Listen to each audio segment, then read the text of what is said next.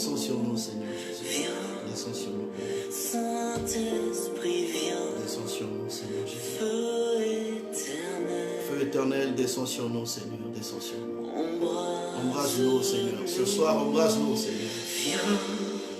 Saint-Esprit, viens. Saint-Esprit de Dieu, nous voulons t'appeler encore, Seigneur, de désormais. Nous voulons confesser, Seigneur. Touche la terre, Seignor. Encore ce soir, touche la terre. Au nom de Jésus, Saint-Esprit, touche la terre, Seigneur. Touche la terre, Seigneur. Touche la terre, touche la terre. Au nom de Jésus. Embrasse-nous, sois le feu qui me guérit, sois l'amour qui me bénit. Voici mon cœur,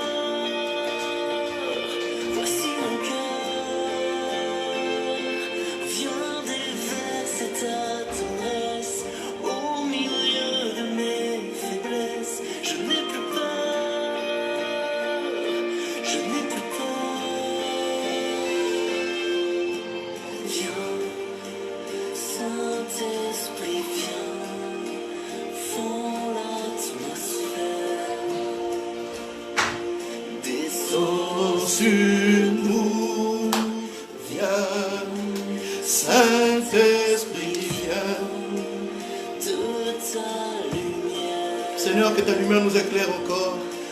Ce soir, Seigneur, que ton feu nous embrase et nous envahisse, Père. Qui me guérit, sois l'amour qui me bénit. Voici mon cœur, Voici nos cœurs, Seigneur, ce soir. voici mon cœur. Viens déverser ta tendresse au milieu de mes faiblesses.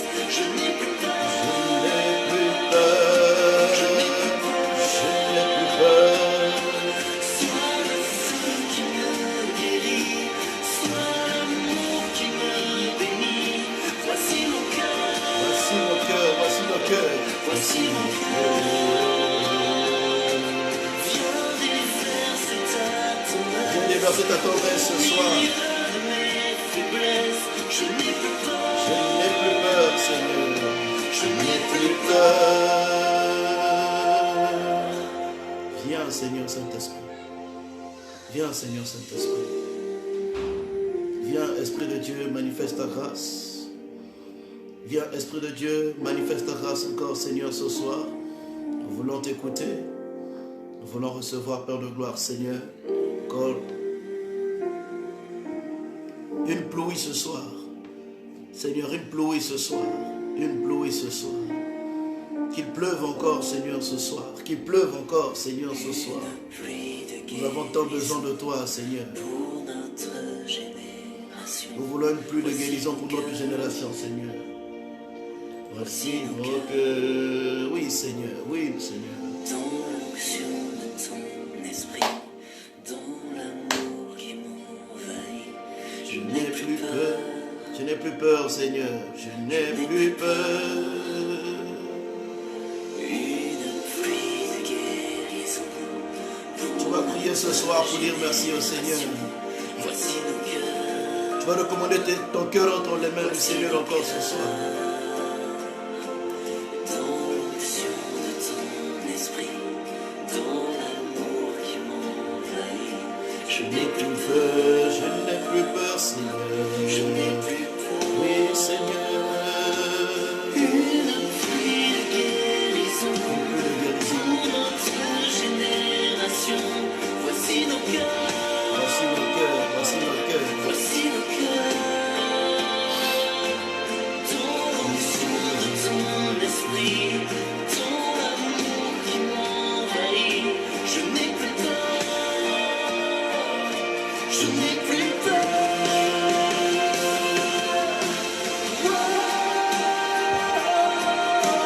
Enlève la peur ce soir, enlève la peur.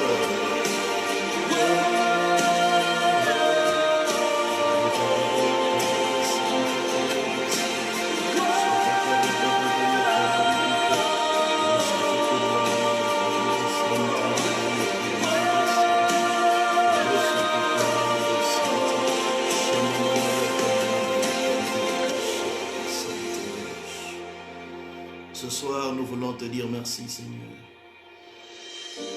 Ce soir, nous voulons te dire, manifeste encore ta grâce. Ce soir, nous voulons te dire, Seigneur, nous reconnaissons les bontés. Tes bontés, Seigneur, que tu as renouvelées ce matin. Tes bontés que tu as renouvelées encore ce matin. Ce soir, nous voulons encore accueillir ton shalom, ta paix à toi, Seigneur. Ta paix, Seigneur, ton shalom, Seigneur. Oui, Père, ton shalom, ton shalom, ton shalom. Je n'ai plus peur, Seigneur. Encore ce soir, merci de ce que tu as écarté, tu as éloigné la peur de nous.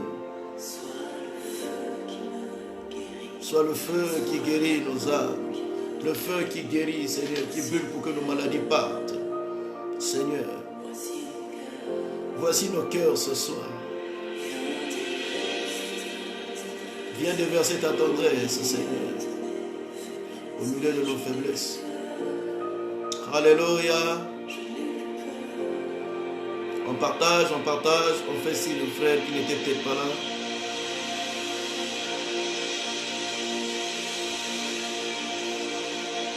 Comme nous le savons, nous sommes dans notre temps de jeûne et de prière. Nous avons un mois que nous avons pris pour la plénitude de l'Esprit de Dieu.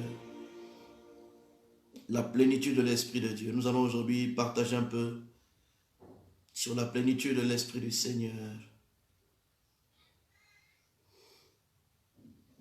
Ce soir, nous partageons avec les autres, essayez d'inviter les autres, essayez d'inviter avant qu'on commence à parler autour de la parole ce soir. Nous avons un mois de jeûne et de prière où nous allons prier, où nous allons jeûner, nous allons prier pour la plénitude de l'Esprit de Dieu.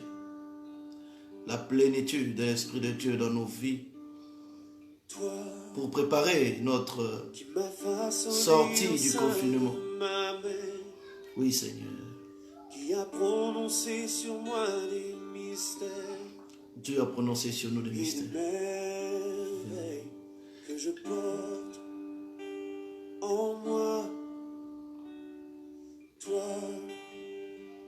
qui as célébré le jour de ma venue, qui m'a accueilli à bras étendus, et ce cœur de père s'est ému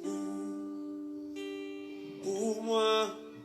Oh, toi qui m'as vu te renier pour me perdre. Oui, Seigneur. Tu ne cessais de crier dans le désert. Seigneur, reçois ces paroles comme la prière qui monte du fond de nos cœurs. Du fond de nos cœurs, Seigneur. Oui, Père. Oh, Toi qui ne considère plus ce que j'étais, mais qui regarde à ce que je serai. Merci, Seigneur. Tu regardes à ce que je serai. Comme un sujet d'honneur et de joie. Merci, Père. Toi qui as semé dans ma vie des trésors. Il a semé dans nos vies des trésors. Précieux donc souvent j'ignore. Les trésors inoubliables. Tu me bénis, tu le feras encore. Oh, Toi, Seigneur, qui me chéris depuis le premier jour. oui, Seigneur, tu nous chéris Je depuis ne le premier jour. saisis l'étendue de cet amour. Je t'ai trahi. Mais toi, tu as toujours été là, Seigneur Jésus. Tu nous aimes encore. Retour. Tu nous aimes, tu nous as toujours aimés, Père. Toi C'est pourquoi ce soir, nous voulons le m'as vu reconnaître. te relier pour me C'est perdre. pourquoi ce soir, nous voulons le reconnaître. Nous Tu voulons ne le cessais reconnaître. de crier dans le Nous désert voulons le reconnaître que tu nous as aimés que le tu premier. m'aimais, que je comptais pour toi. Oh, toi Saint-Esprit de Dieu, qui ne considère plus ce que j'ai fait, mais qui regarde à ce que je serai comme un sujet d'honneur et de joie. Oui, Seigneur. Merci, Père. Tu m'as élevé comme un fils, aimé de tout ton cœur. Je t'ai rejeté tant de fois. Oui, Seigneur. Je t'ai si peu considéré, Oui, souvent même accusé, rejetant mes erreurs sur toi. Tu as mis ton nom sur mes lèvres pour que je le célèbre. Je l'ai oublié tant de fois. Malgré tout l'amour que j'ai eu, tout ce que j'ai reçu, je n'ai pas eu d'égard pour toi. Mais dans mon amour injuste, tu m'as sauvé. Dans mon amour injuste, tu m'as guéri. Oui, Seigneur, tu nous as choisis.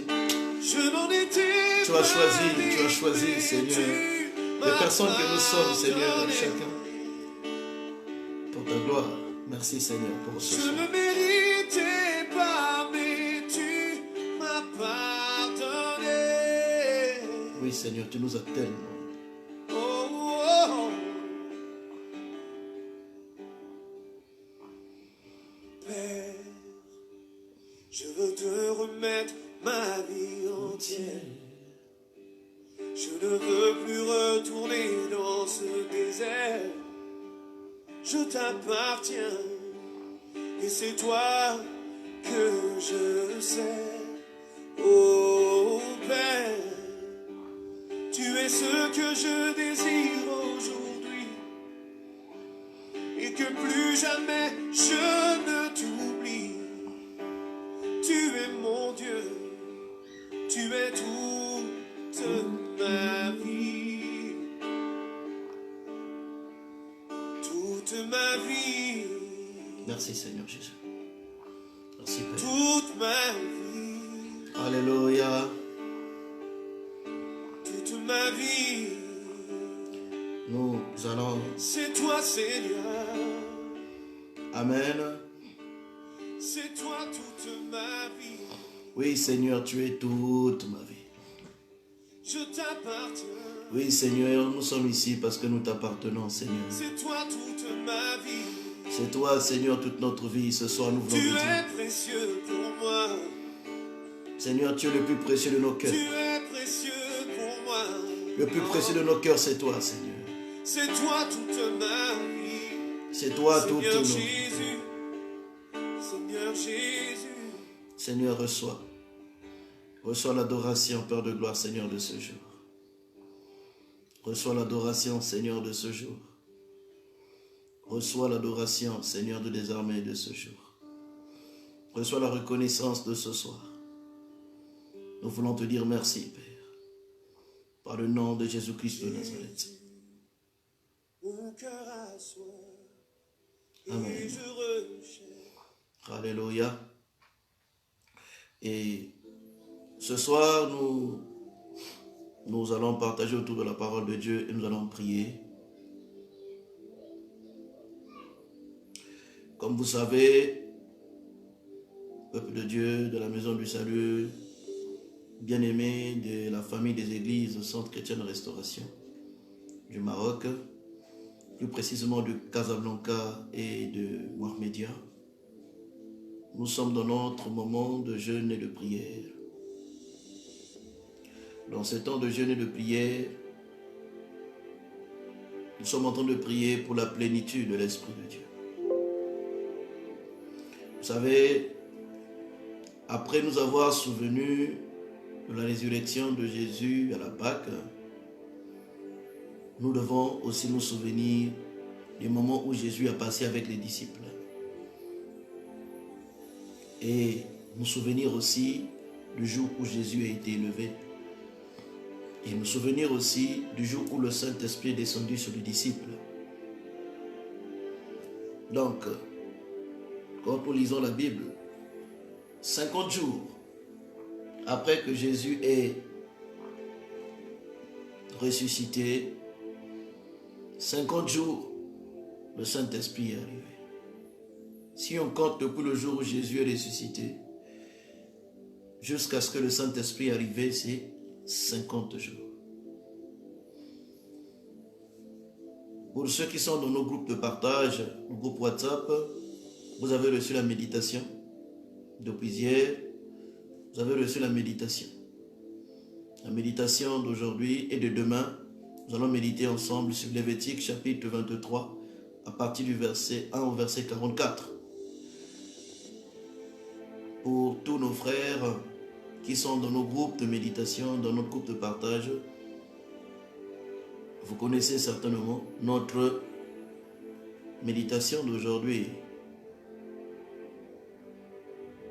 Lévitique chapitre 23 du verset 1 au verset 44. Aujourd'hui, c'est une méditation de découverte. On essaie de découvrir un peu la Pentecôte. La Pentecôte est une fête juive. Ce n'est pas une fête chrétienne, bien aimé. La Pentecôte est une fête juive, une fête religieuse. Parce que voyez-vous, dans le calendrier juif, en fait, il y a deux calendriers officiels. Il y a le calendrier religieux et le calendrier civil. Il y a deux calendriers officiels chez les Juifs. Et donc, dans le calendrier religieux, nous avons ce qu'on appelle des fêtes religieuses que Dieu avait données au peuple de Dieu, avait instituées quand le peuple de Dieu est sorti du désert. Je ne veux pas aborder ça aujourd'hui, mais je nous laisse découvrir. Je nous laisse découvrir parce que le vendredi, nous allons avoir un quiz, question-réponse. Prenez le temps de lire bien le programme, le temps de jeu, vous allez voir. On s'est arrangé, on a travaillé là-dessus de telle sorte que ce soit des moments en tout cas riches dans la méditation. Que chacun essaie de lire, relire et de relire à nouveau. Parce que vendredi, nous allons avoir notre quiz. Vous avez une question auquel on va répondre le vendredi. Donc aujourd'hui, mercredi, c'est notre premier jour de jeûne. Jeudi, c'est le deuxième jour. Vendredi, c'est la fin de la semaine. On a une question qui est posée afin que nous puissions répondre à cette question. Donc, cette semaine, nous allons méditer et la semaine prochaine, nous allons certainement amener des éléments de réponse.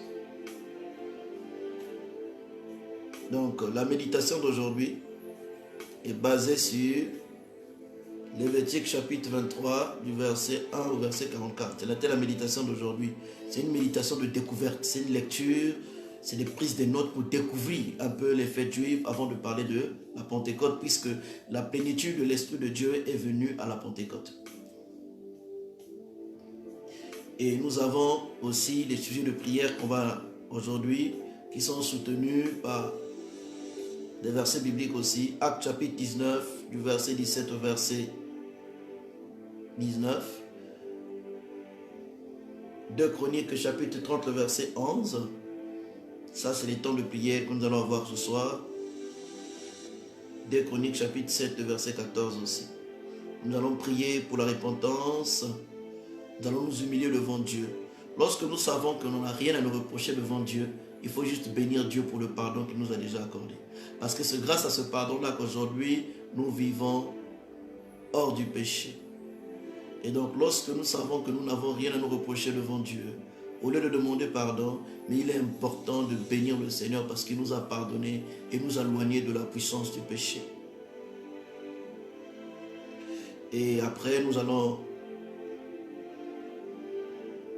prier aussi. Si nous avons des gens dans nos vies qui nous ont blessés, qui nous ont fait mal, que nous avons du mal à pardonner, les blessures sont restées dans nos cœurs, on va prier pour ces personnes. Et pour nous-mêmes, bien sûr. Et nous allons aussi prier surtout pour nos nations, nos familles, demander pardon pour les nations, pour les familles. Et nous allons adorer le Seigneur pour l'œuvre de la croix parce que toutes ces choses, c'est un cadeau que Dieu nous a donné sur l'œuvre de la croix. Le pardon nous est donné sur l'œuvre de la croix grâce au mystère de l'œuvre de la croix. Le pardon, la capacité de pardonner les autres, c'est sur l'œuvre de la croix aussi. Et la Bible déclare, pardonne-nous comme nous pardonnons à ceux qui nous ont offensés. D'où c'est important de bénir le Seigneur pour l'œuvre de la croix.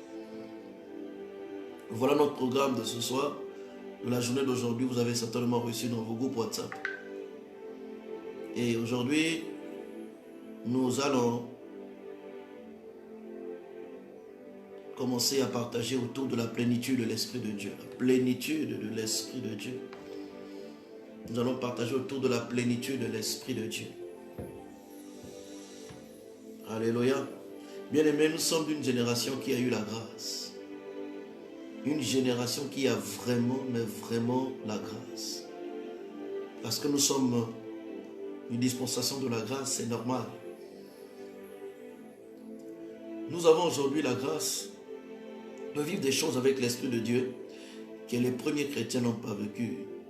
De connaître des choses avec l'Esprit de Dieu que les premiers chrétiens se posaient des questions. Et plus nous montons, plus cette grâce-là surabonde. Nous sommes dans cette période où les choses de Dieu est en train de surabonder dans les nations et dans nos vies. Et en même temps aussi, si nous nous comparons à ceux de l'Ancien Testament, ceux de l'Ancien Testament n'ont pas connu le Saint-Esprit comme nous.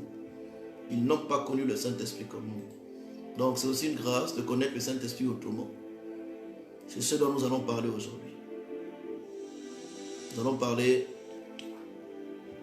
des relations, les différents types de relations que le Saint-Esprit établit avec nous. Les différentes sortes de relations que le Saint-Esprit établit avec nous. Les 3 types de relations, si je peux appeler ça comme ça. Donc, dans la plénitude de l'Esprit aujourd'hui, de l'Esprit de Dieu, nous allons aborder 3 points. Donc, les 3 points, en fait, ce sont les 3 types de relations que nous, le chrétien, établit avec le Saint-Esprit. Les 3 types de relations que le Saint-Esprit établit avec le chrétien. Donc pour cela, nous allons dire que le Saint-Esprit établit une relation avec le chrétien, on va dire en 3 aspects. Il y a 3 aspects dans la relation du Saint-Esprit avec le chrétien. Il y a le Saint-Esprit en vous. Le Saint-Esprit, pardon, je voulais dire, il y a le Saint-Esprit avec nous. Donc le Saint-Esprit avec vous. Après, il y a le Saint-Esprit en vous, donc en nous.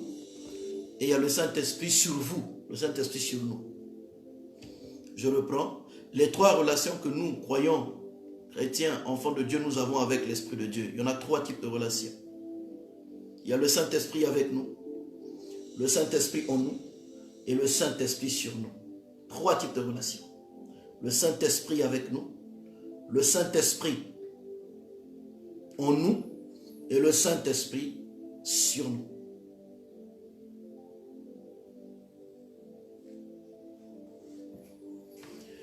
Et donc, pour bien comprendre cela, vous allez vous rendre compte d'une chose. Jésus, lorsqu'il est ressuscité, Jésus est ressuscité, Jésus a apparu aux disciples. Il a mangé avec des disciples, il a parlé avec les disciples. Avant que Jésus ne meure, lorsque Jésus parlait aux disciples, Jésus disait aux disciples que vous avez le Saint-Esprit avec vous. Vous avez le Saint-Esprit avec vous.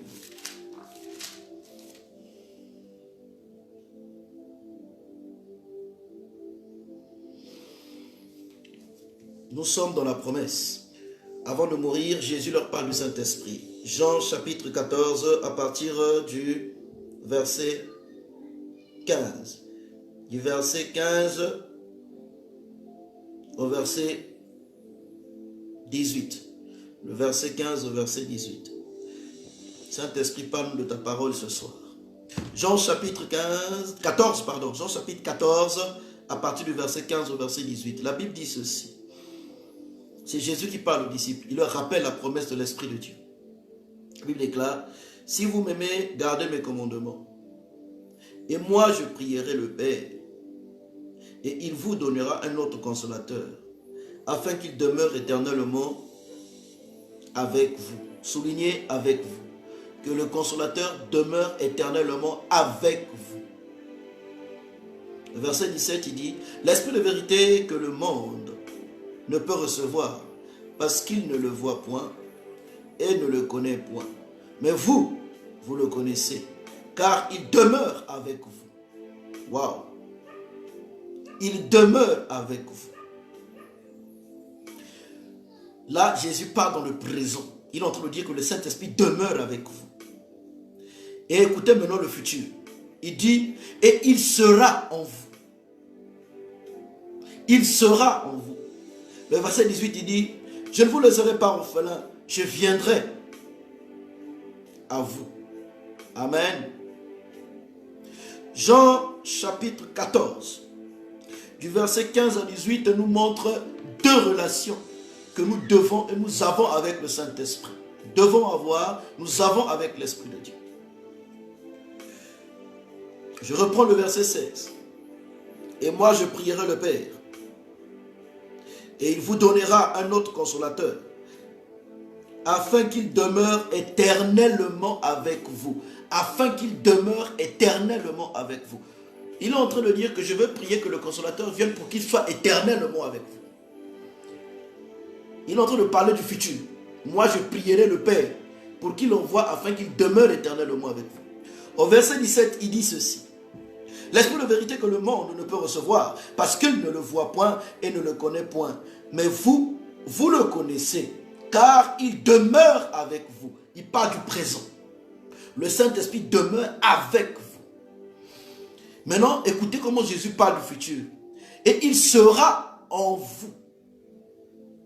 Alléluia. Voilà les deux premières relations que nous avons et nous devons avoir avec le Saint-Esprit. Alors, nous allons voir maintenant la troisième relation avant de développer. Nous allons voir la troisième relation.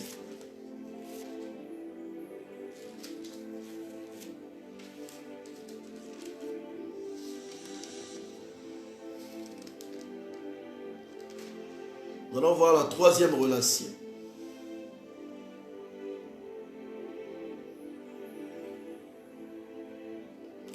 Nous allons voir la troisième relation. Pour ceux qui ont l'habitude de noter avec moi, vous pouvez noter et souligner.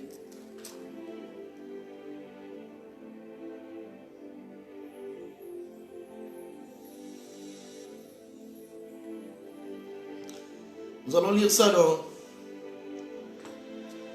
Actes des Apôtres, chapitre 1, à partir du verset 5 jusqu'au verset 8. Nous allons voir la troisième relation que nous devons avoir avec le Saint-Esprit.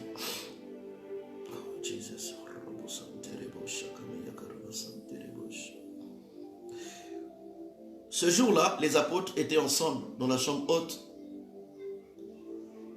Et Pierre a pris la parole. Pierre a commencé à parler. Écoutez ce qu'il dit aux autres disciples. Il dit, car Jean a baptisé d'eau, mais vous, dans peu de jours, vous serez baptisés du Saint-Esprit. Alors les apôtres réunis lui demandèrent, Seigneur, est-ce en ce temps que tu rétabliras le royaume d'Israël? Il leur répondit, ce n'est pas à vous de connaître les temps ou les moments que le Père a fixés de sa propre autorité. Le verset 8. Mais vous, vous recevrez une puissance, le Saint-Esprit survenant sur vous. Voyez, le Saint-Esprit survenant sur vous. Vous serez mes témoins à Jérusalem et dans toute la Judée, dans la Samarie et jusqu'aux extrémités de la terre. En fait, l'apôtre Paul, la Bible nous déclare un peu le discours. Comment est-ce qu'il était en train d'expliquer aux autres disciples quand Jésus partait au ciel?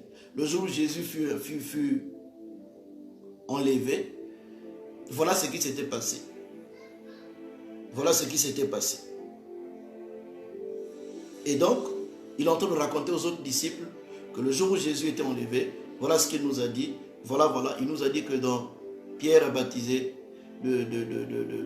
Jean a baptisé d'eau, mais vous, dans peu de jours, vous serez baptisés du Saint-Esprit. C'est Jésus qui dit ça aux disciples avant de monter au ciel. Et quand Jésus monte au ciel, eux, ils attendent. Donc, quand Jésus monte au ciel, c'est dans les 50 jours, quand Jésus était ressuscité, dans les 50 jours, Jésus a passé du temps avec les disciples. Il s'est révélé aux disciples, je pense, 40 jours par là. Pendant les 40 jours qu'il a vécu sur la terre, c'était que des révélations, des enseignements, des apparitions aux disciples, des apparitions, des apparitions, des apparitions. Après maintenant, après avoir apparu aux disciples, il est monté au ciel. En 35 à 40 jours, il est monté au ciel. Et après les 15 jours qui a suivi, entre 10 à 15 jours, les disciples ont attendu dans la chambre haute le jour de la Pentecôte pour être remplis du Saint-Esprit. Ils ont attendu la plénitude de l'Esprit de Dieu. Donc, voilà un peu les trois relations que nous, chrétiens, nous, croyants, nous devons avoir avec l'Esprit de Dieu. Et c'est important que nous soyons conscients de cela. Donc, trois relations que nous devons avoir avec le Saint-Esprit de Dieu. Et pour comprendre un peu, toujours dans le principe de la plénitude, comprendre la plénitude de l'Esprit de Dieu, nous pouvons aussi aller dans l'Ancien Testament pour voir une image qui est très importante. Une image qui est très importante avec Ézéchiel. Quand nous lisons Ézéchiel, Ézéchiel nous montre un peu comment est-ce que nous, les hommes, nous avons une relation avec le Seigneur à travers son esprit. Vous allez voir une chose.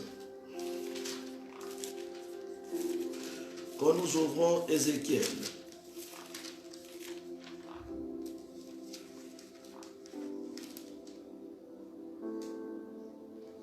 Ézéchiel, le chapitre 47.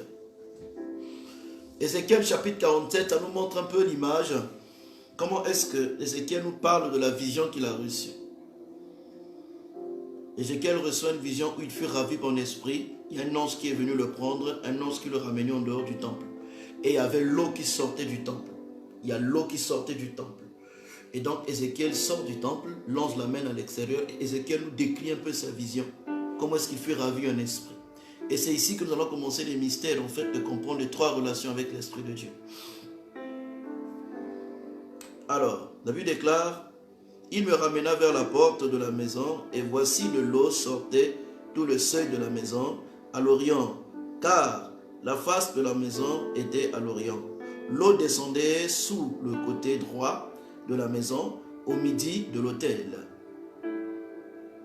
Il me conduisit par le chemin de la porte septentrionale, et il me dit, il me fit faire le tour par dehors jusqu'à l'extérieur de la porte orientale. Et voici l'eau coulait du côté droit.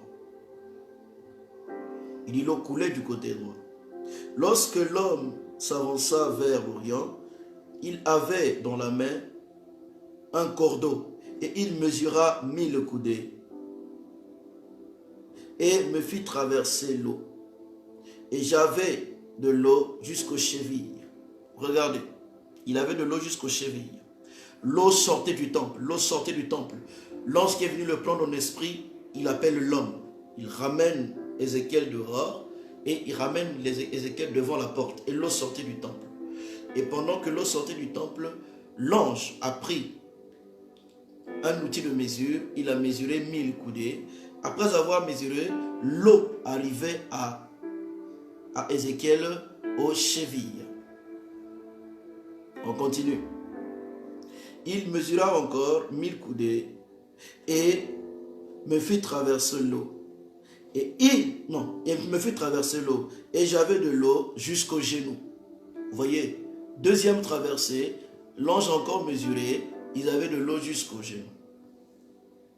Il mesura encore 1000 coudées et me fit traverser, j'avais de l'eau jusqu'au rein. Il avait de l'eau jusqu'au rein. Verset 5. Il mesura encore 1000 coudées. Il dit c'était un torrent que je ne pouvais traverser car l'eau était si profonde qu'il fallait y nager. C'était un torrent que l'on ne pouvait traverser. Alléluia. Voilà un peu la vision qu'Ézéchiel reçoit. Cette vision-là, jusqu'au verset 5, pardon. Je dis que tu peux reprendre le passage, tu as écrit jusqu'au verset 4. Nous sommes allés jusqu'au verset 5. Ézéchiel chapitre 47 de 1 à 5. On nous montre un peu comment est-ce que l'ange vient sortir du temple. Il sort Ézéchiel du temple. Lorsqu'il sort Ézéchiel du temple, après l'eau coulait du temple. L'eau coulait du temple. Et il a commencé à mesurer l'eau. Il mesure l'eau, l'eau s'arrête aux chevilles. Il mesure l'eau, l'eau s'arrête aux genoux. Il mesure l'eau, l'eau s'arrête au rein. Et il ne pouvait plus après, il ne pouvait plus rester debout, il fallait qu'il puisse nager. Donc vous allez voir que, en fait, Ézéchiel a eu 3 traversées. Première traversée, l'eau s'arrête aux chevilles. Il marchait. Deuxième traversée, l'eau s'arrête aux genoux. Il marchait. Troisième traversée, l'eau s'arrête au rein et Ézéchiel ne pouvait plus marcher. La Bible déclare que l'eau montait et c'était un torrent profond. Il fallait qu'il puisse nager. Alléluia.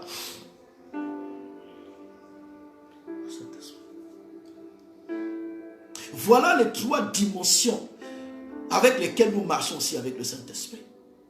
Vous savez, la Bible déclare de la mesure de l'onction. La Bible parle de la mesure de l'onction. La Bible nous dit que Élie, lorsqu'il était parti au ciel, Élisée lui a demandé la double portion. Élisée lui a demandé la double portion de l'esprit d'Élie. En fait, les choses de l'esprit se mesurent. Pas avec la mesure de l'homme, mais avec la mesure de Dieu. Pas avec l'outil de l'homme, mais avec l'outil de Dieu, qui est lui-même sa parole. Alléluia. Le temple. On nous montre un peu le temple, l'image de l'Ancien Testament. On nous montre un peu le temple, l'image du réveil. Parce que les gens se retrouvaient dans le temple pour prier. Les gens se retrouvaient dans le temple pour recevoir les enseignements. Les gens se retrouvaient dans le temple pour se rassembler. Toutes les personnes qui prenaient conscience de la présence de l'existence de Dieu. La Bible déclare que les premiers chrétiens se retrouvaient dans le temple. Ils étaient assidus au temple pour écouter les disciples. Les apôtres enseignaient. Et ils partageaient le pain dans les maisons. Voilà ce que faisaient les premiers chrétiens. Les premiers chrétiens. Ils étaient assidus au temple. C'est ce que Actes chapitre 4 nous dit. L'enseignement des apôtres suivait au temple. Et donc le temple c'est le symbole du réveil. Le temple c'est le symbole à la fois du réveil spirituel, mais le temple aussi peut symboliser le symbole du réveil moral. Le symbole du réveil intellectuel. C'est un symbole. L'Ancien Testament, il y avait un temple. Et nous, aujourd'hui, il a fallu que Jésus, qui est la parole, vienne pour accomplir la loi. La Bible déclare au commencement était la parole était avec Dieu, la parole était Dieu. Toutes choses ont été faites par elle. Rien de ce qui a été fait n'a été fait sans elle. La parole était la vie et la vie était la lumière des hommes. La parole, lui donc, la lumière, lui dans les ténèbres. Mais les ténèbres ne l'ont point reçu. La parole. Et quand Jésus arrive, lui qui est la parole, il dit quoi? Vous allez détruire ce temple et moi je vais le bâtir en 3 jours. Il parlait de lui qui était venu pour symboliser le temple de la nouvelle alliance. Tout le monde devait se retrouver en Christ parce que c'est lui le corps spirituel de Dieu. C'est lui le temple, le réveil qui nous rassemble autour du Seigneur. Et cette parole, c'est l'eau qui coulait. L'eau qui coulait avec la manifestation de l'Esprit de Dieu. Lorsque vous lisez la Bible, l'eau a plusieurs symboles dans la Bible. L'eau parfois symbolise les peuples. Oui, l'eau parfois symbolise les peuples, les traditions. Mais l'eau symbolise aussi la parole de Dieu. Et l'eau symbolise aussi la manifestation du Saint-Esprit. Lorsque vous voyez l'eau est calme, ça symbolise la parole. Mais quand vous voyez l'eau est en mouvement, ça symbolise la manifestation du Saint-Esprit. C'est pourquoi la Bible déclare que le Saint-Esprit de Dieu se mouvait au-dessus des eaux à la création. Aucun verset biblique ne nous montre que Dieu avait créé les eaux. Aucun verset biblique ne nous montre que Dieu avait créé l'Esprit de Dieu. Mais l'Esprit de Dieu était là et l'eau était là. Mais par contre, l'Esprit nous montre comment est-ce que, la parole de Dieu nous montre comment est-ce que Dieu a séparé les eaux. Il a séparé les eaux du ciel et les eaux de la terre. Mais il n'a pas créé les eaux. Alléluia. Et là où il y a le Saint-Esprit de Dieu, il y a le mouvement. Là où il y a le Saint-Esprit de Dieu, il y a le mouvement, il y a le bruit, il y a le mouvement. Il y a quelque chose qui se passe. C'est pourquoi là où il y a le Saint-Esprit de Dieu, il y a le mouvement de l'eau. Parce qu'il y a le vent qui secoue de l'eau. Il y a l'eau qui est en mouvement. Il y a des vagues qui partent et qui viennent. C'est pourquoi l'Ancien Testament qui symbolise le temple, l'Ancienne Alliance aussi qui symbolise le temple, nous a révélé la manifestation de la parole, de l'eau qui sortait du temple. Et nous, notre génération, nous avons reçu les fruits de cette eau qui sont sortis du temple. Jésus-Christ de Nazareth qui est parti sur la croix. Il est mort et la parole, l'Esprit de Dieu est descendu sous forme de l'eau en train de remplir notre génération. Donc parce que le Saint-Esprit de Dieu remplit notre génération, il est important que nous puissions comprendre les relations, comment est-ce que le Saint-Esprit de Dieu nous remplit. Donc, le Saint-Esprit avec nous, c'est le premier niveau de remplissage. Le Saint-Esprit avec nous, c'est quand l'eau nous arrête aux chevilles. Le Saint-Esprit en nous, c'est quand l'eau nous arrête aux genoux. Ça, c'est le Saint-Esprit en nous. Et le Saint-Esprit sur nous, c'est quand l'eau arrive au rein et ça monte, ça dépasse notre taille. Nous devons maintenant nager. Et là où on parle de la plénitude. Alléluia. Voilà les trois relations que le chrétien que nous sommes établissons avec l'Esprit de Dieu. C'est pourquoi il est important de savoir, là où nous sommes en train de marcher avec Dieu, à quel niveau est-ce que l'eau de l'Esprit aujourd'hui se trouve dans ma vie.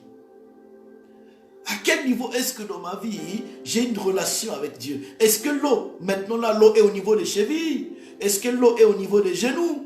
Est-ce que l'eau a dépassé les reins, au niveau des reins, et ça a dépassé les reins pour que je nage? Alléluia. La Bible déclare que Jésus est venu pour nous donner l'esprit sans mesure. L'esprit sans mesure. L'esprit sans mesure. Donc ceux de l'Ancien Testament, ils avaient reçu l'esprit avec mesure. C'est pourquoi, inspiré par l'esprit, Ézéchiel dit à Élisée, je veux la double portion, je veux multiplier par 2 ce que toi tu as fait. Multiplier par 2 l'onction qui est sur toi, la manifestation de l'Esprit de Dieu qui est sur toi. Moi je veux avoir le double. Ce que toi tu as fait une fois, moi je veux avoir le double.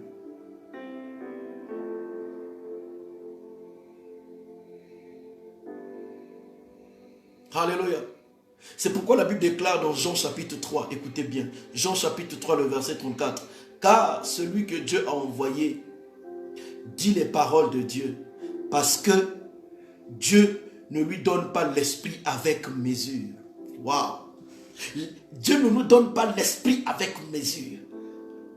C'est pourquoi Jésus, lui qui était envoyé de Dieu, il a dit, la Bible déclare, car celui que Dieu a envoyé dit les paroles de Dieu, parce que Dieu ne lui donne pas l'esprit avec mesure.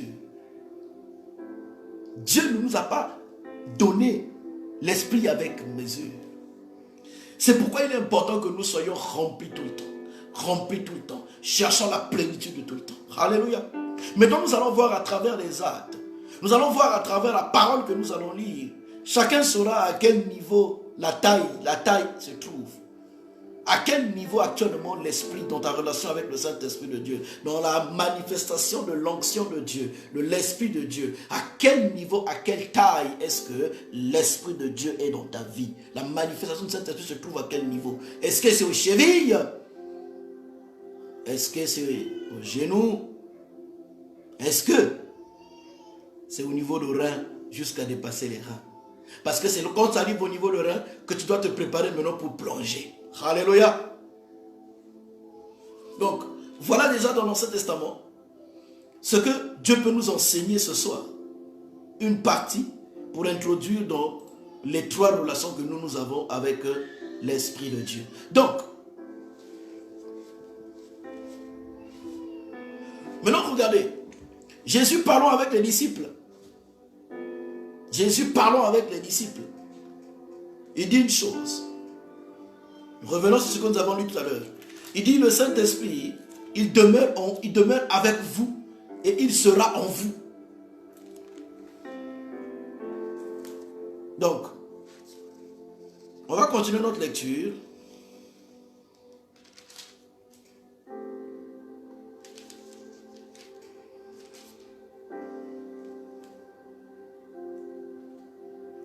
Le Saint-Esprit en vous, le Saint-Esprit avec vous, c'est le premier niveau. Le Saint-Esprit en vous, c'est le deuxième niveau. Et le Saint-Esprit avec vous, c'est le troisième niveau. On va voir le Saint-Esprit en vous.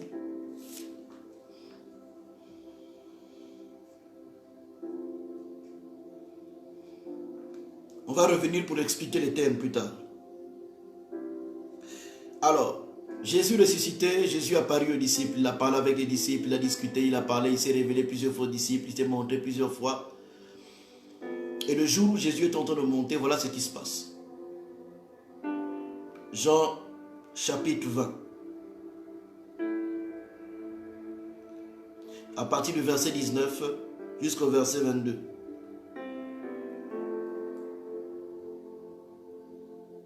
Lisons la parole du Seigneur. Le soir de ce jour, qui était le premier de la semaine, les portes du lieu où se trouvaient les disciples étant fermées à cause de la crainte qu'ils avaient des Juifs, Jésus vint, se présenta au milieu d'eux et leur dit: la paix soit avec vous. Shalom. Et quand il eut dit cela, il leur montra ses mains et son côté. Les disciples furent donc dans la joie en voyant le Seigneur. Jésus leur dit: de nouveau, la paix soit avec vous. Comme le Père m'a envoyé, moi aussi je vous envoie. Là, il parle au présent. Il dit: moi aussi je vous envoie. Le verset 22, il dit quoi? Après ces paroles, il souffla sur eux et leur dit: recevez le Saint-Esprit. Waouh! Il leur parle au présent. Il dit: recevez le Saint-Esprit. Il a soufflé sur eux. Jésus a soufflé sur les disciples. Recevez le Saint-Esprit. Mais ce jour-là, ils n'ont pas vécu ce qui s'est passé dans Actes des Apôtres. Suivez bien. Ce jour-là, Jésus a dit: recevez le Saint-Esprit. Jésus a dit aux disciples: recevez le Saint-Esprit. Il est en train de parler au présent. Mais les disciples n'ont pas vécu ce qui s'est passé le jour de la Pentecôte. Ça, c'est le deuxième niveau. Le Saint-Esprit en vous. Si on revient dans Jean, chapitre 14, au verset 17, il dit: l'Esprit de vérité que le monde ne peut recevoir, parce qu'il ne le voit point et ne le connaît point. Mais vous le connaissez, car il demeure avec vous. Le Saint-Esprit était avec les disciples. Il était avec les disciples à travers Jésus. Il était avec les disciples, mais il n'était pas encore en eux. Donc, c'est-à-dire que lorsqu'on dit en, je vais développer ça tout à l'heure, on va voir ça tout à l'heure, je vais revenir sur les termes et tout. Et donc je disais que le Saint-Esprit était déjà avec les disciples pendant que Jésus était là. Pendant que Jésus était là, le Saint-Esprit était déjà avec eux. C'est pourquoi Jésus leur disait, dans ce passage-là, si vous lisez à partir du verset 16, il dit: et moi je prierai le Père, il vous donnera un autre consolateur, afin qu'il demeure éternellement avec vous. Là, il parle au verset 16, il demeure éternellement avec vous. Et après maintenant, il explique au verset 17 que cet esprit de vérité, le monde ne le connaît pas, mais vous le connaissez parce qu'il demeure avec vous. Jésus parle dans le présent maintenant. Il demeure avec vous maintenant que je suis avec vous. Et vous allez remarquer, il y a une virgule. Toujours au verset 17, Jésus dit encore: il sera en vous. Il parle du futur. Il sera en vous. Il parle du futur.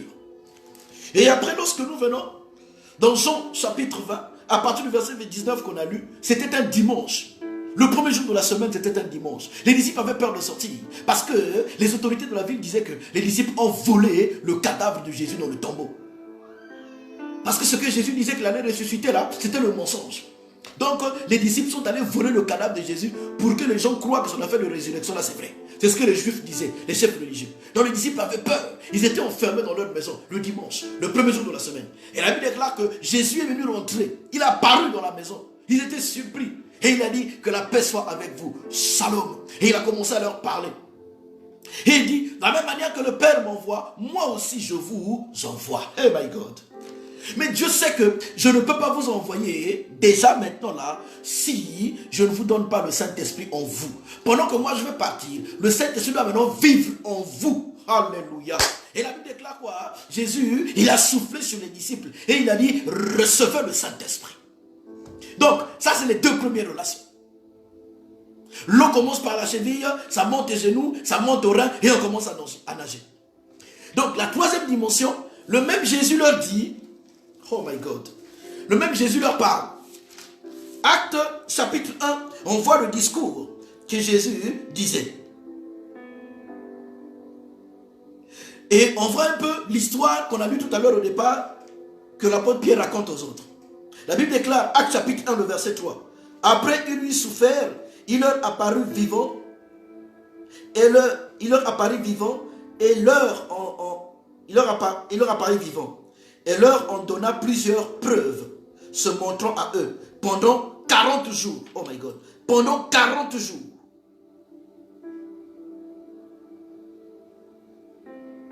On va revenir tout à l'heure. Pendant 40 jours, parlons des choses qui concernent le royaume de Dieu. Quand il se trouvait avec eux, il leur recommanda de ne pas s'éloigner de Jérusalem, mais d'attendre ce que le Père avait promis et que je vous ai annoncé, leur dit-il. Au verset 5, c'est Jésus qui parle. Il dit, donc là on est en train de nous raconter le discours de Jésus. Car Jean a baptisé d'eau, mais vous, dans peu de jours, vous serez baptisés du Saint-Esprit. Alors les apôtres réunis lui demandaient, Seigneur, est-ce en ce temps-là que tu établiras le royaume d'Israël? Il leur répondit, ce n'est pas à vous de connaître les temps ou les moments que le Père a fixés dans sa propre autorité. Le verset 8, il dit, mais vous recevez une puissance, le Saint-Esprit se revenant sur vous, et vous serez mes témoins à Jérusalem, dans toute la Judée et dans la Samarie, et jusqu'aux extrémités de la terre. Donc vous allez voir ici, troisième relation, le Saint-Esprit avec vous. Pardon, le Saint-Esprit sur vous. Donc nous avons, chaque croyant doit être conscient de ces trois relations avec le Saint-Esprit. Et comme je vous ai dit, le Saint-Esprit se manifeste en fait comme de l'eau. C'est-à-dire que la manifestation du Saint-Esprit, dont l'image ici nous est donnée par de l'eau. C'est pourquoi depuis le départ de la création, la Bible déclare que le Saint-Esprit de Dieu se mouvait au-dessus des eaux. Donc le premier niveau, c'est le Saint-Esprit avec nous, donc avec vous. Deuxième niveau, le Saint-Esprit en nous, donc le Saint-Esprit en vous. Et le troisième niveau, le Saint-Esprit sur nous, donc le Saint-Esprit sur vous. Alléluia. Et c'est ça le niveau de la plénitude. Amen. Donc, voilà les trois relations que nous, enfants de Dieu, nous devons connaître avec le Saint-Esprit. Maintenant, il y a des questions qui peuvent se poser. Il y a des questions qui peuvent se poser. Lorsque nous lisons cette histoire de Jésus qui a soufflé sur les apôtres, lorsque nous lisons cette histoire de Jésus, de la vision d'Ézéchiel, où il y a eu l'eau avec les trois traversées qu'on a lues dans Ézéchiel chapitre 47. Alors, il y a des questions qui peuvent se poser. La question de se poser, mais est-ce qu'il y a une différence entre le Saint-Esprit qu'ils ont reçu quand le Seigneur a soufflé sur eux et le Saint-Esprit qu'ils ont reçu le jour de la Pentecôte? Une question peut se poser. Jésus lui recevait le Saint-Esprit, mais il leur dit encore, attendez quand même à Jérusalem. On peut dire que c'est paradoxal. Deuxième question. Est-ce qu'on peut parler alors donc de plusieurs baptêmes du Saint-Esprit ou de plusieurs Saint-Esprits? Donc celui que Jésus a soufflé et celui qu'ils ont attendu le jour de la Pentecôte. Donc voilà un peu, pour répondre à la troisième question, en fait, le Saint-Esprit doit établir avec le croyant une relation dans le Nouveau Testament nous présente en trois aspects. Et c'est ça ce que nous allons développer maintenant. Jusque-là, je ne t'ai qu'à l'introduction. Donc, les trois aspects, c'est quoi? Le Saint-Esprit avec vous, le Saint-Esprit en vous et le Saint-Esprit sur vous. Alléluia. Donc, le Seigneur parle des deux premiers aspects avant la crucifixion. Avant que Jésus ne parte sur la croix, il dit le Saint-Esprit demeure avec vous et il sera en vous. Les deux premiers aspects. Maintenant, après la crucifixion, quand Jésus ressuscité, lorsqu'il a quitté la Pâque passée, quand la Pâque passe, Jésus se présente aux disciples et il leur dit, vous recevez le Saint-Esprit sur vous. Troisième aspect, Jésus reparle de ce troisième aspect après la résurrection. Alléluia. En fait, nous devons tous comprendre une chose. La marche chrétienne est une marche de croissance. La marche chrétienne est une marche de croissance. Nous grandissons. Nous grandissons dans l'Esprit de Dieu. Nous grandissons dans notre relation avec Dieu. Nous grandissons. Et pendant que nous grandissons dans l'âge, c'est vrai, nous grandissons dans les expériences. Nous grandissons dans le brisement. Peu importe qui que vous soyez, prédicateur ou pas prédicateur, enfant de Dieu ou pas enfant de Dieu, peu importe les années que vous avez connu le Seigneur, 20 ans, 15 ans, 70 ans, aussi fort longtemps que vous serez sur la terre, Dieu va continuer à faire un travail dans votre vie. Dieu va continuer à vous briser, Dieu va continuer à nous briser tous. C'est ça le principe de la croissance avec Dieu. C'est pourquoi nous aurons notre part à faire, à apporter dans cette relation avec le Seigneur. Maintenir cette plénitude avec Dieu. C'est pourquoi Dieu va leur dire, restez à Jérusalem. Restez à Jérusalem. Pourtant Jésus avait déjà soufflé sur eux. Il a dit, recevez le Saint-Esprit avant qu'ils ne puissent monter au ciel. Mais il leur dit quand même, attendez à Jérusalem. Et il y a des gens aujourd'hui, vous avez eu le Saint-Esprit en vous, mais vous avez du mal à recevoir cette plénitude ou à rester dans la plénitude. C'est pas normal. C'est pourquoi il vous sera difficile de vivre les mystères de la masse chrétienne si vous n'avez pas la plénitude. La plénitude est très importante. Dans chaque domaine de notre vie, nous devons rechercher être remplis du Saint-Esprit. Même dans le travail, dans le foyer, dans le mariage, dans la famille, dans chaque aspect de notre vie, nous devons être convaincus que nous sommes remplis de l'Esprit de Dieu. Pour ne pas commettre des erreurs. Il y a des bons prédicateurs de l'évangile, mais ils commettent des erreurs dans le choix de la femme. Aujourd'hui, vous allez voir, il y a beaucoup de scandales dans le milieu chrétien que nous sommes. Des prédicateurs de l'évangile. Des centres bien-aimés qui nous bénissent dans leur sang. Nous sommes convaincus que ces chants-là ont été inspirés de Dieu. Ce sont des gens qui ont la grâce. Mais cette grâce est trompeuse. Pour éviter de tomber dans l'accident ou dans le piège de la grâce et trompeuse, c'est important de toujours rechercher la plénitude de l'Esprit de Dieu. C'est important. Pour continuer à avancer avec Dieu, c'est important. Je ne sais pas ce que tu vis en ce moment. En ce temps de crise de coronavirus, en ce temps de crise pandémique, je ne sais pas ce que tu vis. Il y a des gens qui ont perdu leur emploi. Il y a des gens qui ne savent même pas, après la sortie du confinement, comment ça va être. Comment est-ce qu'ils vont payer leur maison. Et c'est là où beaucoup de gens commettent des erreurs. Mais quand tu as la plénitude de l'Esprit de Dieu, le Saint-Esprit te dira ce que tu vas faire. C'est pourquoi recherchons toujours la plénitude de l'Esprit de Dieu. C'est le troisième aspect, le Saint-Esprit sur vous. Alléluia.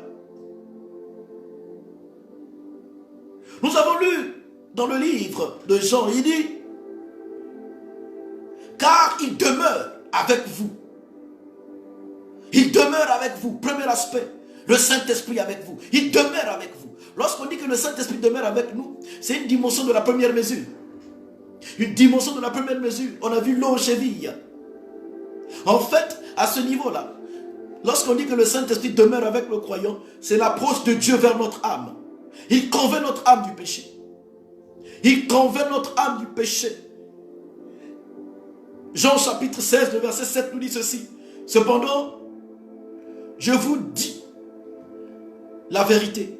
Il est avantageux pour vous que je parte. Car si je ne pars pas, le consolateur ne viendra pas vers vous.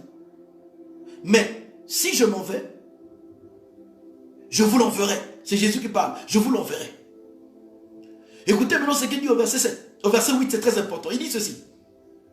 Et quand il sera venu, il convaincra le monde de péché, de justice et de jugement. De péché parce qu'il ne croit pas en moi. De justice parce que je vais vers le Père et que vous ne me verrez plus. De jugement parce que le prince de ce monde est jugé. Oh my God. Le verset 12 il dit, j'ai encore beaucoup à vous dire, mais vous ne pouvez pas les comprendre maintenant. Oh my God. Est-ce que vous savez qu'il y a beaucoup de gens qui ne comprennent pas les révélations, même des choses que Dieu leur dit de leur propre vie. Mais parce qu'en fait, le niveau de la mesure, le niveau de l'intelligence, le niveau de la relation avec le Saint-Esprit ne correspond pas au niveau des révélations pour que tu comprennes. Il dit que il faudrait que je parte pour que le Saint-Esprit vienne qui demeure avec vous. Parce que lorsqu'il sera avec vous, il va vous convaincre du péché. Il va vous convaincre de la justice.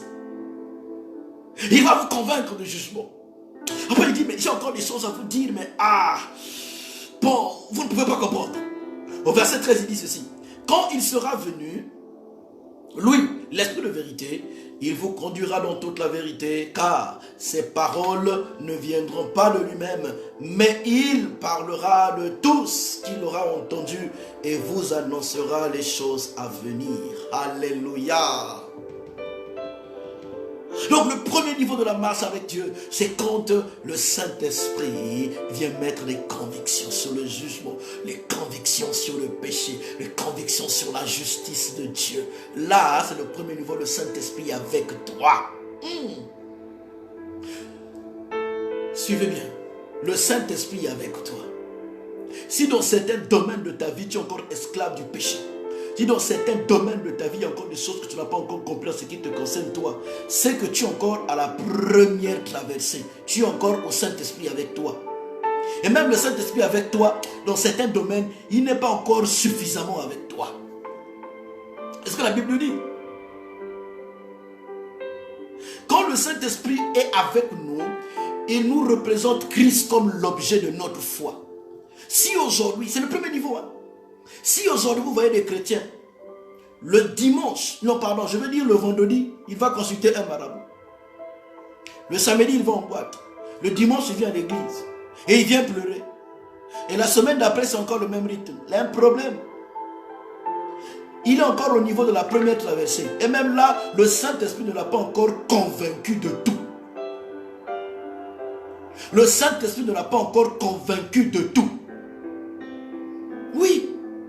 Quand le Saint-Esprit nous convainc du péché, c'est que nous avons traversé vraiment la première étape, le Saint-Esprit avec nous. Et le Saint-Esprit doit être avec nous tous les jours. Il y a des gens qui ont le Saint-Esprit aujourd'hui, avec toi. Tu es convaincu du péché aujourd'hui. Le même péché que tu t'es convaincu aujourd'hui ou tu t'es convaincu hier, demain tu ne seras plus convaincu de ça. Tu sais quoi? Tu t'es éloigné de la première traversée. C'est pourquoi la plénitude, c'est refaire le même cycle, refaire le même cycle, refaire le même cycle. C'est comme le cycle de dormir, se réveiller, manger. On le fait tous les jours. Tu dors, tu te réveilles, tu manges, tu dors, tu te réveilles, tu manges, tu vas au travail, tu viens. C'est le cycle de vie. La relation avec le Saint-Esprit aussi, c'est un cycle de vie. À un moment donné, vous allez remarquer que notre foi, c'est comme si notre foi tarit. Les problèmes de la vie, tout ça, ça affaiblit notre foi. Et quand ça affaiblit notre foi, qu'est-ce qui se passe? Nous devenons faibles. Et rapidement, nous courons dans la présence de Dieu, dans l'adoration, dans la prière. Qu'est-ce que nous faisons? Nous nous rechargeons. C'est le cycle de vie. Le Saint-Esprit encore avec toi, il te convainc de la justice. Il te convainc que tu es un enfant de Dieu. Il convainc qu'il va... Il te convainc que Dieu est avec toi. Il te convainc que Jésus-Christ était parti sur la croix. Oh, il a vaincu le péché. Il a vaincu la mort. Il est monté au ciel. Il te prépare une place au ciel. Il te convainc que Jésus-Christ est en train d'intercéder pour toi à la droite du Père. Il te convainc. Là encore, tu fais quoi? Tu es en train de retravailler le premier cycle. Donc la première étape du premier cycle, le Saint-Esprit est avec toi. Il vient te convaincre de la justice. Il vient te convaincre de Christ qui vit encore. Il vient te convaincre que le même Dieu qui a fait hier, il va encore faire aujourd'hui et il fera demain. Il vient te convaincre pour booster ta foi. Il vient te convaincre pour que tu sois convaincu que la parole de Dieu est vraie, elle est vérité. Elle va agir. Elle agit hier, elle agit aujourd'hui et elle va agir demain. C'est ça, le Saint-Esprit avec toi. Il vient te convaincre. Parce qu'il est avec toi, il est à l'extérieur, mais il te conduit. Il vient te convaincre. C'est le premier cycle. Et nous vivons cela, c'est comme si nous vivons nos jours. Le matin, tu dors, tu te réveilles, ainsi de suite, ainsi de suite. C'est un cycle de vie et de relation avec le Saint-Esprit. C'est pourquoi c'est important de garder le Saint-Esprit avec toi. Alléluia.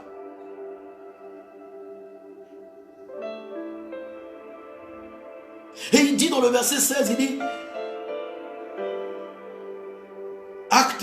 Jean chapitre 7, le verset 14, il dit une chose. Lui, il me glorifiera parce qu'il prendra ce qui est à moi et vous l'annoncera. Waouh! Le Saint-Esprit vient t'annoncer, vient nous annoncer que Jésus est là.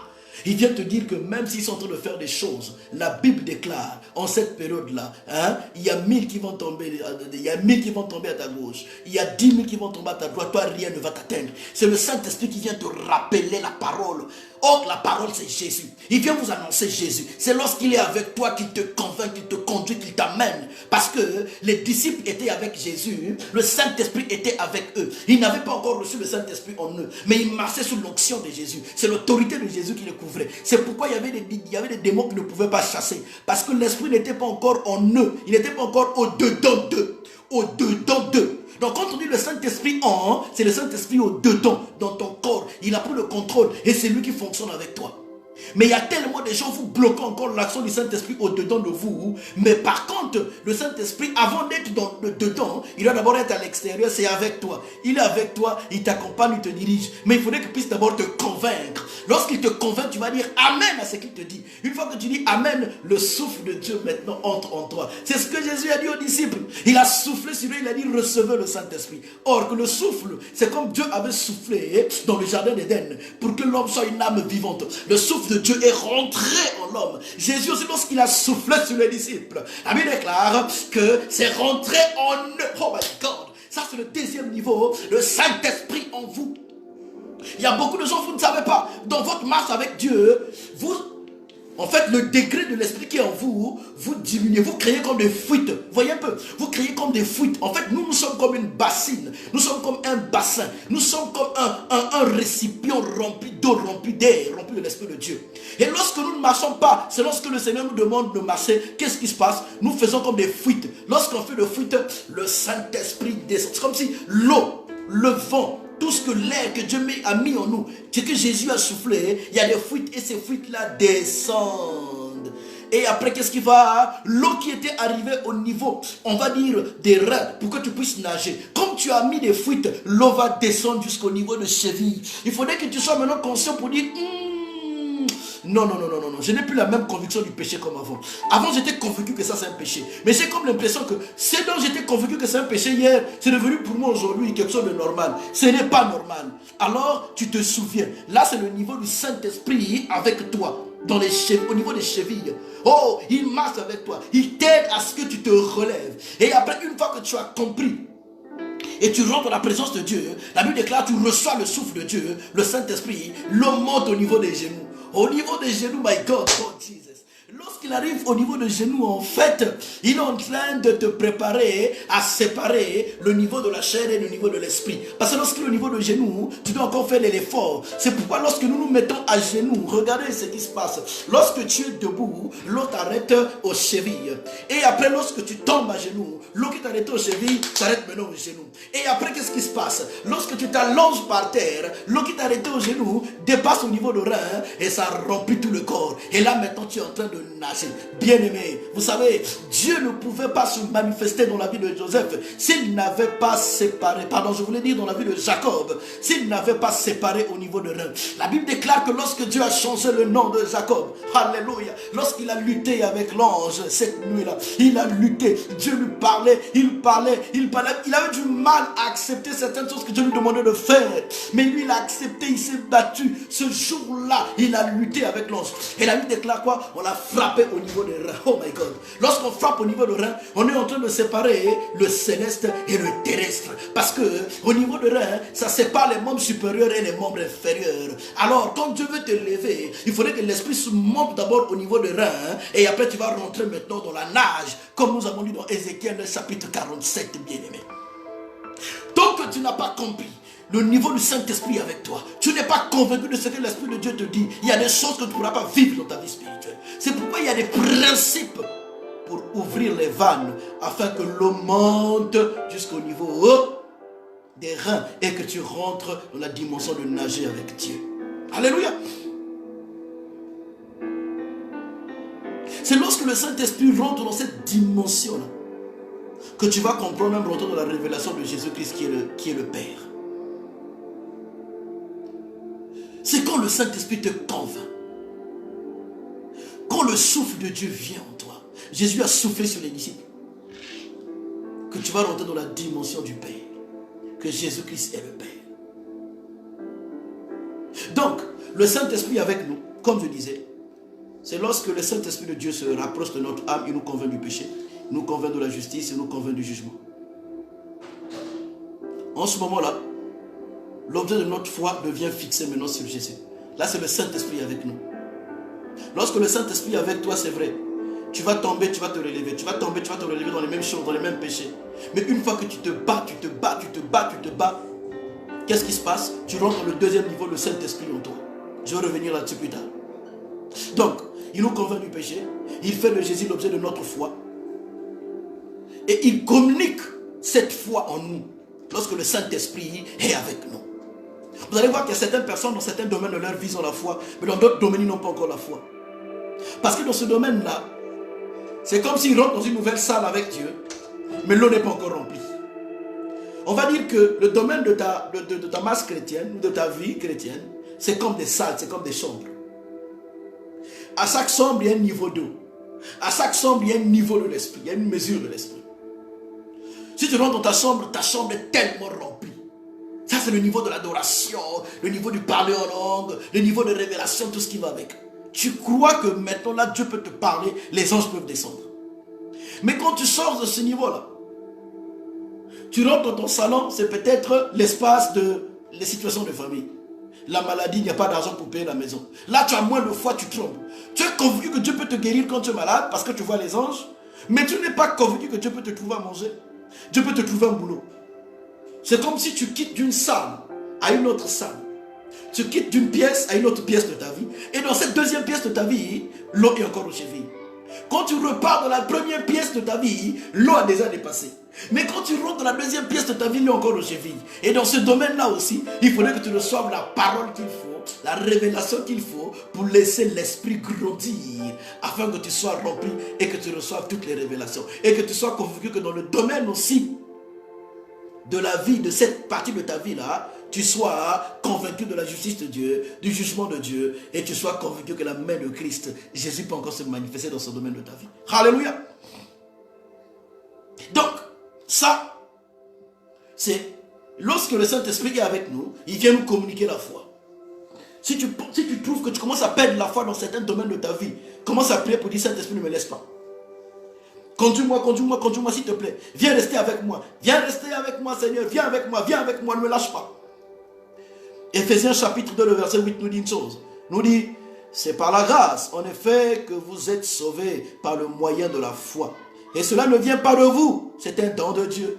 C'est l'Esprit de Dieu qui nous donne tous les dons. C'est lui qui donne les dons de la foi. C'est lui, lorsqu'il arrive, il te convainc que Jésus-Christ est Seigneur. Il te donne la foi. Le Saint-Esprit avec toi. Alléluia.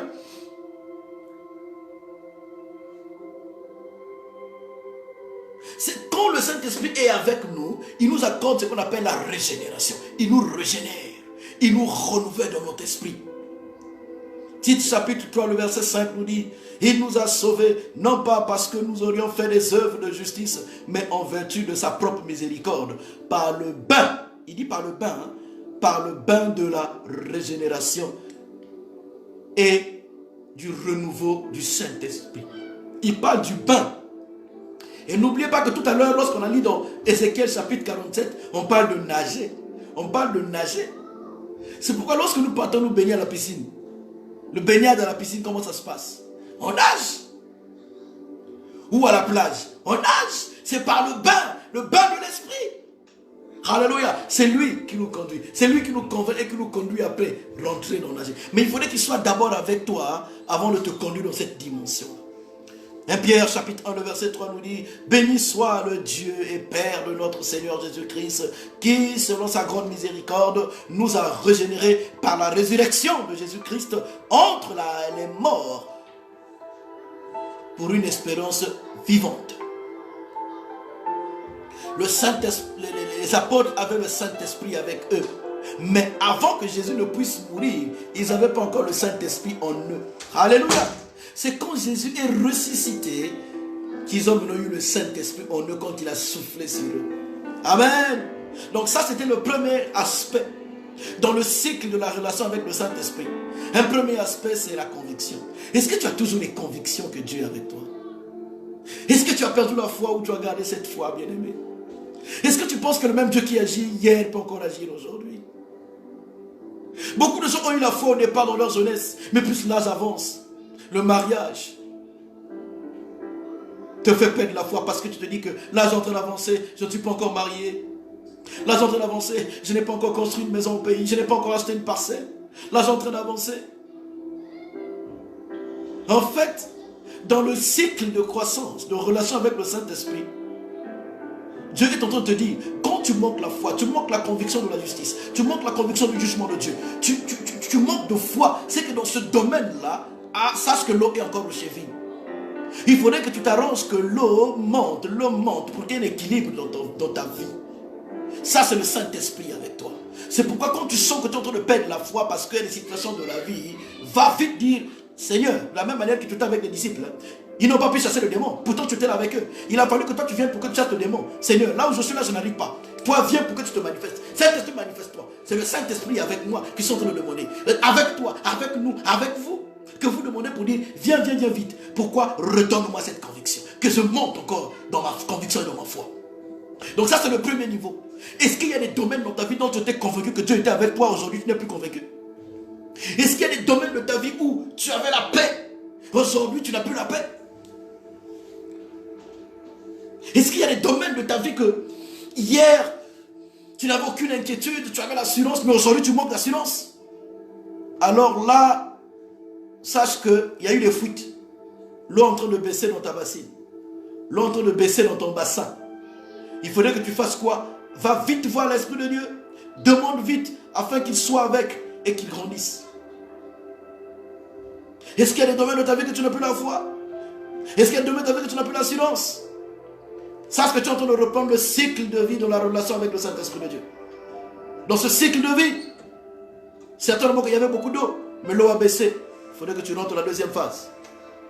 C'est pourquoi que chacun prenne conscience, que chacun réfléchisse, que chacun médite aujourd'hui où est-ce qu'il en est avec le Saint-Esprit de Dieu. Que le Seigneur vous bénisse. Donc voilà ce qu'on a vu aujourd'hui, le Saint-Esprit avec nous. Premier niveau de la relation avec l'Esprit de Dieu. Le Saint-Esprit avec nous. Et demain nous allons voir le Saint-Esprit en nous. Comment est-ce qu'il se manifeste. Et après nous allons rentrer dans le Saint-Esprit avec nous. Nous allons rentrer dans comprendre la plénitude de l'Esprit de Dieu. Alléluia. Alléluia. Tu vas prier ce soir. Tu vas prier ce soir. Nous allons prier ce soir. Pour dire, Dieu Tout-Puissant, tu connais dans quel domaine de ma vie où il me manque la foi. Tu connais dans quel domaine de ma vie où j'ai du mal à accepter. Quand même j'ai reçu des prophéties, des révélations, mais j'ai du mal à croire aujourd'hui. J'implore ta grâce. Fais de telle sorte que, Seigneur, l'Esprit soit toujours avec moi afin de me donner la conviction. Que je sois convaincu, que je reste convaincu que tu es toujours dans ma vie. Que la peur s'éloigne, que les inquiétudes s'éloignent et que seul toi sois manifesté dans ma vie afin que Jésus soit toujours vu comme Seigneur et Sauveur de ma vie. Tu vas prier.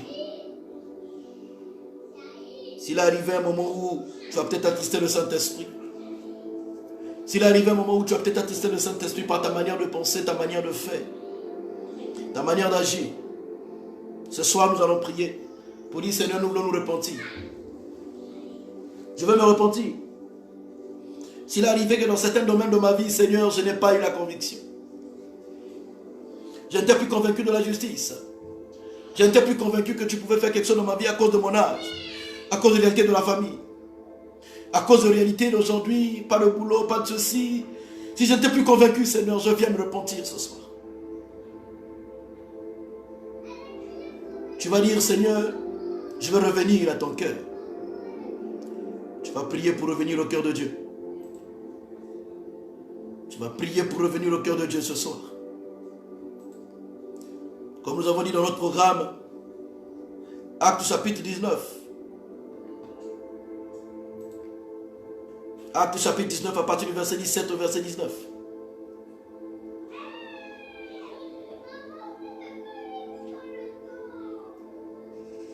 Nous inspire ce soir.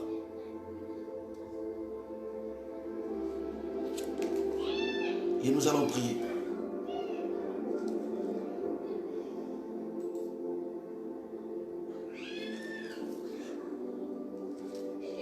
Ce passage nous inspire ce soir dans la prière.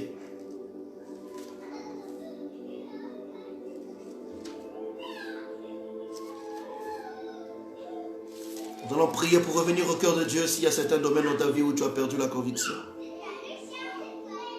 Nous allons prier pour rester au cœur de Dieu. Oh Jésus-Christ de Nazareth.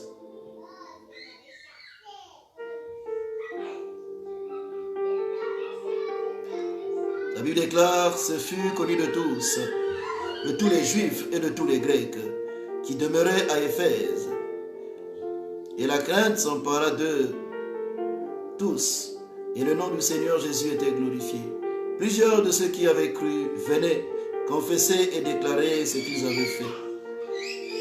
Et un certain nombre de ceux qui avaient exercé de l'art magique, ayant apporté leurs livres, les brûlaient devant tout le monde, et on estimait les valeurs de 50 000 pièces d'argent.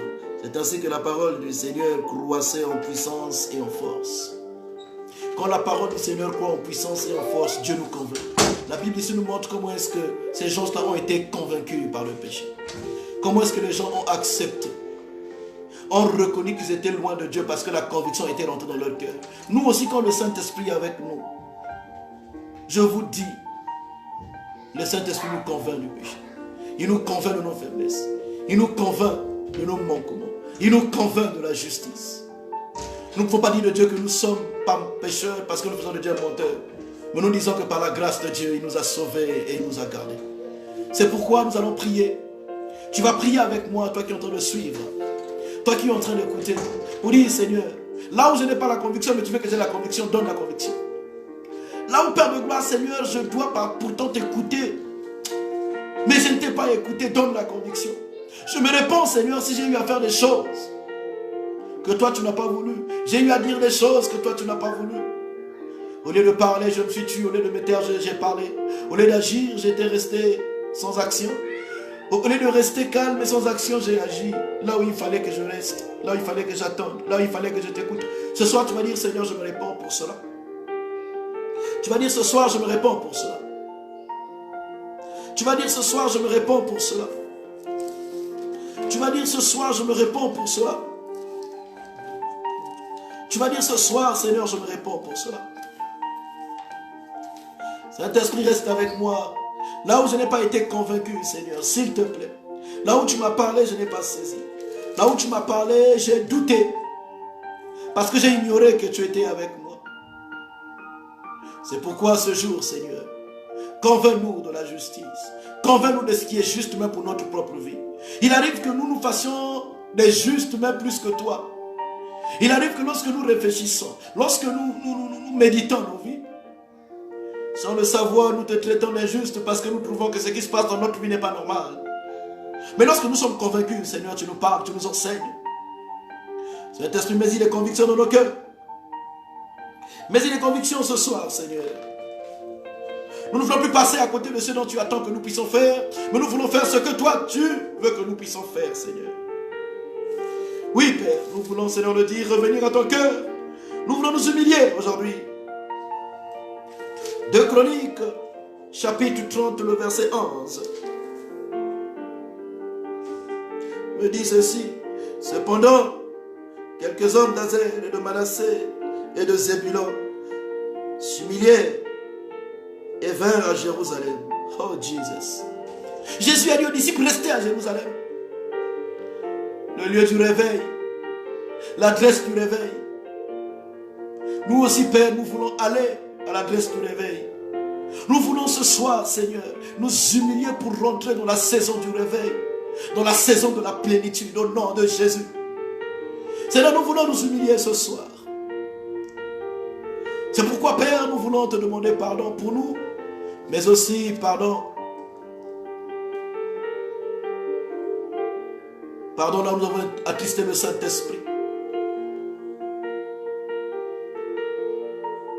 Dis ce soir à l'Esprit de Dieu, là où moi j'étais attristé, Saint-Esprit, je te demande pardon. Donne-moi la force de revenir dans l'esprit du réveil, dans l'environnement spirituel, là où mon esprit va encore s'éveiller, va se réveiller dans ta présence. Demande pardon. Humilie-toi ce soir. Parle au Seigneur. Parle au Seigneur. Qu'est-ce que Dieu t'a demandé de faire que tu n'as pas fait? Qu'est-ce que Dieu t'a demandé de faire et que tu n'as pas fait? Qu'est-ce qu'il fallait faire et que tu n'as pas fait? Qu'est-ce qu'il fallait faire et que tu n'as pas fait? Qu'est-ce qu'il fallait dire et que tu n'as pas dit? Pourtant Dieu t'avait demandé de te taire, mais toi tu as parlé. Pourquoi tu avais parlé? Dieu t'avait demandé d'attendre, mais toi tu as réagi. Pourquoi tu as agi? Pourquoi tu as réagi? Dis Seigneur, pardonne-moi et donne-moi la force de te garder avec moi. Et la conviction d'écouter et de rester dans ce que toi tu me demandes de faire. Élève ta voix et prie le Seigneur. Élève ta voix et prie le Seigneur. Saint-Esprit, que ta présence en moi devienne réelle. Que ta présence en moi devienne, papa. Je veux une autre dimension de toi. Élève la voix et prie le Seigneur. Tu vas demander pardon à ceux à qui toi tu as blessé, ceux qui t'ont blessé aussi. Pour dire Seigneur, pardonne-leur. S'il y a des gens qui t'ont fait du mal, aujourd'hui tu as du mal. Quand tu penses à ces souvenirs, ça te fait mal. Tu vas prier pour eux aussi, pour dire Seigneur, Seigneur. Puis pour les gens qui t'ont blessé, là où toi tu sais qu'ils t'ont blessé, mais aussi les gens dont toi tu es conscient aussi que tu les as blessés. Élève la voix et prie le Seigneur. Élève la voix et prie le Seigneur. Élève la voix et prie le Seigneur. Les gens à qui toi tu es conscient que tu leur as fait du mal, peut-être dans tes réactions, aujourd'hui peut-être que tu regrettes, ils sont loin, tu as du mal à les contacter. Mais là aussi toi tu es conscient que toi aussi tu avais blessé. Demande pardon, dis Seigneur s'il te plaît. Je n'étais peut-être pas convaincu, mais je veux que tu me convainques. Alléluia, Alléluia, Alléluia, Alléluia, Alléluia. Oh Jesus.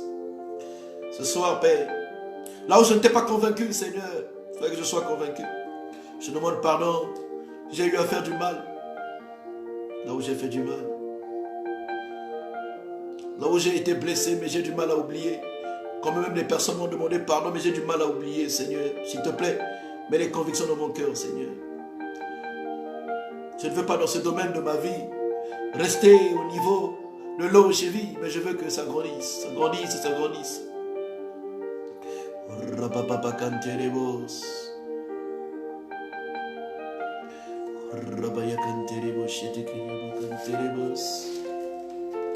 Seigneur, pardonne-moi, Père, là où j'ai fait du mal, là où j'ai peut-être blessé sans le savoir, là où je pense que j'ai raison mais je n'ai pas raison, là où je reste convaincu que j'ai raison mais alors que je n'ai pas raison. Seigneur, mets les convictions pour que je comprenne que je n'ai pas raison. Mets les convictions pour que je parte demander pardon. Mets les convictions pour que je me mette à genoux, que je puisse m'humilier. Là où, Seigneur, je suis en train de combattre avec ta volonté. Seigneur, s'il te plaît, j'implore ta grâce ce soir. J'implore ta grâce ce soir, Yahvé. Père, ce soir, nous allons encore prier aussi pour implorer la grâce de Dieu, le pardon de Dieu pour nos familles, pour nos papas, pour nos mamans. La grâce de Dieu pour nos chefs d'État. Vous savez, Daniel, lorsqu'il a lu la Bible, lorsqu'il a compris que les 70 années étaient arrivées pour qu'il rentre au pays, lorsqu'il a compris que c'est parce que les parents, les pères ont péché contre Dieu que la malédiction était rentrée, que Dieu leur avait frappé, les emmenant à l'exil, il est parti demander pardon au Seigneur pour les péchés de ses pères. Nous aussi ce soir, nous sommes en train de parler du Saint-Esprit avec nous. Il se pourrait qu'il y ait des choses qui te retiennent parce que tu es tellement blessé par ton père, blessé par ta mère, blessé à cause des choses qui se passent dans notre pays, dans nos pays respectifs. Combien de gens aujourd'hui, vous n'allez peut-être pas rentrer au pays, vous allez peut-être rentrer dans vos nations.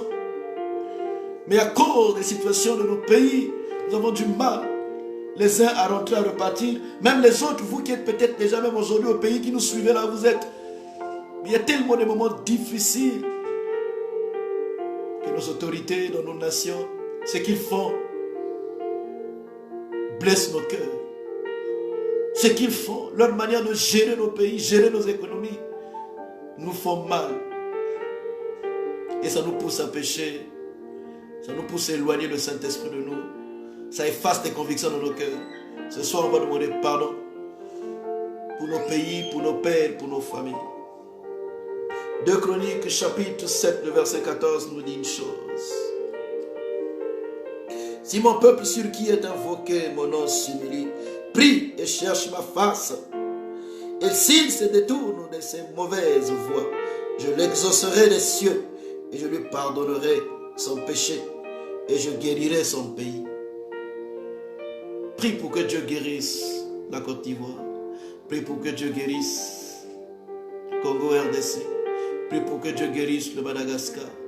Prie pour que Dieu guérisse le Bénin. Prie pour que Dieu guérisse le Gabon. Prie pour que Dieu guérisse le Cameroun. Prie pour que Dieu guérisse le Tchad. Prie pour que Dieu guérisse le Maroc.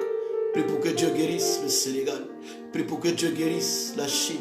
Prie pour que Dieu guérisse la France. Prions pour que Dieu guérisse.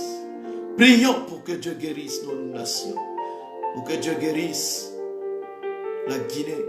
Pour que Dieu guérisse la Guinée-Bissau, la Guinée-Conakry, la Guinée équatoriale. Pour que Dieu guérisse le Mali. Pour que Dieu guérisse le Togo. Pour que Dieu guérisse le Ghana. Pour que Dieu guérisse le Nigeria. Prions pour nos nations. Prions pour dire, Seigneur, nous te demandons pardon. Père, regarde comment est-ce que les pères de nos nations agissent aujourd'hui. Regarde comment est-ce que les pères de nos nations agissent aujourd'hui. Nous avons du mal à les bénir. Nous avons du mal à les porter dans nos cœurs. Nous les accusons. Nous les insultons sans le savoir. Nous les condamnons sans le savoir. La Bible déclare que tu ne vas pas parler mal des princes de ton pays. Mais nous parlons mal de nos ministres, nous parlons mal de nos présidents, Seigneur. Parce que ce qu'ils font, nous font tellement mal. Mais aujourd'hui, nous venons dire, Seigneur, s'ils le font, Père, certainement, ce n'est pas à cause de leur faute, mais ils sont influencés par la mauvaise sagesse. C'est pourquoi aujourd'hui, nous disons, Seigneur, pardonne-leur. Et révèle-toi, Seigneur, à nos nations. Révèle-toi, Seigneur, à tous nos présidents, Père. Seigneur, regarde, Père de gloire, comment est-ce que nos nations sont gérées. Regarde comment est-ce que nos nations sont influencées. Regarde comment est-ce que, Père de gloire, Seigneur, aujourd'hui, même nous, les enfants de ces nations, nous avons du mal à nous épanouir dans nos propres pays. Tu sais actuellement les gens qui sont condamnés injustement dans leur propre pays. Les gens qui sont, Seigneur, condamnés injustement. Parce que ils sont brillants, parce qu'ils sont intelligents, parce qu'ils sont diplômés, parce qu'ils n'appartiennent pas à la famille, soi-disant, des hommes élevés. La famille des ministres, la famille présidentielle, la famille des juges. Tu connais, Père, comment et combien, Seigneur, le pauvre, la veuve, le veuf, l'orphelin est traité injustement dans nos pays. Mais Seigneur, nous prions, Père, que tu pardonnes tout cela. S'il te plaît, mon Dieu, je prie que tu pardonnes tout cela. Seigneur, je ne suis pas Camerounais, mais tu connais, Seigneur, la famille de Biya et tout son gouvernement. Je ne suis pas Gabonais, mais tu connais la famille Bongo et tout son gouvernement. Seigneur, oui, je ne suis pas Togolais, mais tu connais la famille Niassime et tout son gouvernement. Je ne suis pas Ivoirien, mais tu connais, Seigneur, la famille de Ouattara et tout son gouvernement. Seigneur, je ne suis pas de la RDC, mais tu connais, Seigneur, la famille de Tshisekedi et tout son gouvernement. Seigneur, tu connais la famille de Sassou et tout son gouvernement. Tu connais la famille d'Idriss Déby et tout son gouvernement. Tu connais tous ces hommes d'État, Seigneur, et tout leur gouvernement. Tu connais les alliances qu'ils ont faites. Père, en tant que ressortissants de ces nations, nous te prions, Seigneur. Pardonne, pardonne, pardonne, pardonne et révèle-toi, Seigneur, à nos chefs d'État. Tu connais nos parents, Père. Combien des enfants sont blessés aujourd'hui parce que papa avait pris des mauvaises décisions. Combien de parents accusent même leur mère qui sont mortes. Même des enfants qui accusent leur père qui sont déjà partis. Mais Seigneur, donne un cœur qui pardonne. Donne un cœur, Seigneur, qui pardonne. Un cœur qui n'accuse pas. Parce que lorsqu'on accuse, c'est que la vérité n'est point en nous. Lorsqu'on accuse, c'est que nous ne sommes pas convaincus que nous sommes enfants de Dieu. Lorsqu'on accuse, c'est que nous faisons enfants de l'accusateur, alors que nous ne sommes pas enfants de l'accusateur, nous sommes enfants de Dieu. Dieu, c'est un Dieu d'amour. C'est pourquoi, Père, nous implorons le pardon dans nos familles. Pardon, Seigneur. Là où, Père de gloire, une mère a mal agi. Là où une mère a précipité la mort d'un père. Là où un père a précipité la mort d'une mère. Là où un père a précipité la mort d'un frère, d'un fils. Là où une mère a précipité la mort d'un fils, d'une fille. Seigneur, pardon. Seigneur, pardon. Seigneur, ce jour, nous venons pour te dire, nous sommes rentrés dans une phase où nous voulons vraiment recevoir la plénitude. La plénitude. La plénitude. Seigneur, conduis dans le temps de prière de ce soir. Conduis chacun de nous dans le temps de prière de ce soir. Personnellement devant toi, nous voulons, Seigneur, devant toi, nous voulons vraiment parler de tout notre cœur. Les temps de prière de ce soir, inspire-nous, Seigneur. Inspire-nous, Seigneur. Inspire mon frère. Inspire ma soeur. Inspire, Seigneur, toute personne qui est en train de suivre, Père de gloire, ces moments. Donne-lui la force de prier. Tu connais actuellement lesquels qui n'ont plus la force de prier, lesquels qui n'ont plus la force de rester dans ta présence, lesquels qui n'ont plus la force d'implorer ta grâce, lesquels actuellement sont tellement blessés, blessés à cause des événements de la vie, blessés parce qu'ils se sentent chaque fois rejetés, blessés parce qu'ils se disent que c'est l'échec qui est attaché à ma vie, blessés parce que tout est difficile, blessés parce qu'ils se disent que ces dangers de droit, je n'ai pas la main pour l'avoir. Blessés parce qu'ils se disent, Seigneur, j'ai comme l'impression que tu ne m'y accompagner que les autres. C'est pourquoi, Père, dans cette période de 30 jours, de nos 32 jours de jeûne et prière, où nous voulons, Seigneur, nous souvenir de la Pentecôte, nous voulons nous souvenir, Seigneur, de la résurrection, nous voulons nous souvenir, Seigneur. Conduis-nous dans la prière. Conduis-nous dans la prière afin que nous gardons le Saint-Esprit avec nous. Qu'il soit toujours là pour nous convaincre, qu'il soit toujours là pour nous montrer le chemin, qu'il soit toujours là pour nous aider, qu'il soit toujours là pour nous intercéder pour nous. Hey Jésus, le Saint-Esprit avec nous, c'est une relation extérieure. C'est lorsque nous laisse faire les choses, lorsque nous laisse conduire les choses. C'est pourquoi que le Saint-Esprit maintenant conduise les choses dans ta vie, dans la vie de ta famille, dans la vie de ta nation. Parce que Dieu écoute, Dieu exauce les prières de ceux-là qui crient vers lui. Même lorsque nous cherchons Dieu en tâtonnant, nous découvrons sa face et son amour. Parce qu'il dit dans sa parole, même ceux-là qui me cherchent en tâtonnant se laissent trouver par moi. Seigneur, oui, aide-nous par le nom de Jésus. Aide-nous, Père. Tu connais actuellement, ce n'est la situation financière de nos familles. Oh, Père, la situation financière, Seigneur, de nos familles, que ce soit dans nos pays respectifs, que ce soit ici au Maroc, comment c'est difficile. Mais Père de gloire, mais donne-nous la paix. Apprends-nous à gérer, Seigneur. Apprends-nous à gérer l'argent. Là où nous avions des dettes, apprends-nous à les payer, Seigneur. La Bible déclare que celui qui paye ses dettes s'enrichit, Seigneur. Oui, apprends-moi à payer mes dettes afin que je m'enrichisse avec toi, Seigneur. Oui, Père, au nom de Jésus-Christ de Nazareth.